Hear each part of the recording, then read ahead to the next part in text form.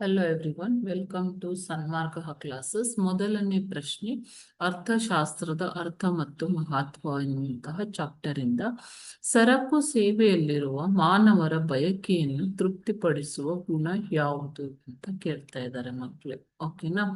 ಸರಕು ಮತ್ತು ಸೇವೆಗಳನ್ನ ನಾವು ಕೊಂಡಾಗ ನಮ್ಮಲ್ಲಿ ಒಂದು ತೃಪ್ತಿ ಇರತ್ತೆ ಅಲ್ವಾ? ಸೊ ನಮ್ಮ ಬಯಕೆಯನ್ನ ಅದು ತೃಪ್ತಿಪಡಿಸುತ್ತೆ. ಸೊ ಈ ತೃಪ್ತಿಪಡಿಸುವ ವಸ್ತುವಿನ ಅಥವಾ ಸೇವೆಯ ಗುಣವನ್ನ ಏನಂತ ಕರೀತಾರೆ? ಆಪ್ಷನ್ ಎ, ಆಪ್ಷನ್ಸ್ ನೋಡೋಣ. ಆಪ್ಷನ್ ಎ ಆಸೆ, ಆಪ್ಷನ್ ಬಿ ತುಷ್ಟಿಗುಣ, ಆಪ್ಷನ್ ಸಿ ತೃಪ್ತಿ, ಆಪ್ಷನ್ ಡಿ ಪ್ರತಿಫಲ. ಆಸೆ ಅನ್ನೋದು ಬಯಕೆ ಅಲ್ವಾ?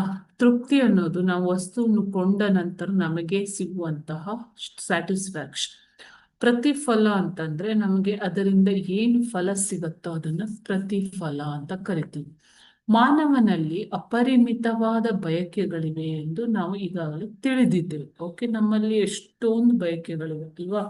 ಈ ಬಯಕೆಗಳನ್ನು ತೃಪ್ತಿಪಡಿಸುವಂತಹ ಶಕ್ತಿ ಸರಕು ಮತ್ತು ಸೇವೆಗಳಿಗಿದೆ. ಓಕೆನಾ?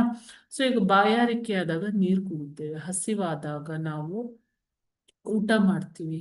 ಸೊ ನಮಗೆ ನೀರಿಗೆ ಮತ್ತು ಊಟಕ್ಕೆ ನಮ್ಮ ಬಯಕೆಯನ್ನು ತೃಪ್ತಿಪಡಿಸುವ ಶಕ್ತಿ ಇದೆ. ಓಕೆನಾ?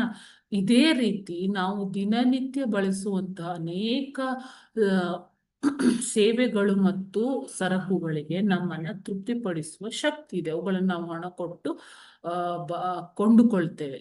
ಅದರಿಂದ ನಮಗೆ ತೃಪ್ತಿ ಸಿಗತ್ತೆ. ಈ ಒಂದು ಗುಣವನ್ನ ತುಷ್ಟಿ ಗುಣ ಅಂತ ಕರೀತಾರೆ ಮಕ್ಕಳು. ಓಕೆ, ಸೊ ಆಪ್ಷನ್ ಬಿ ತುಷ್ಟಿ ಗುಣ.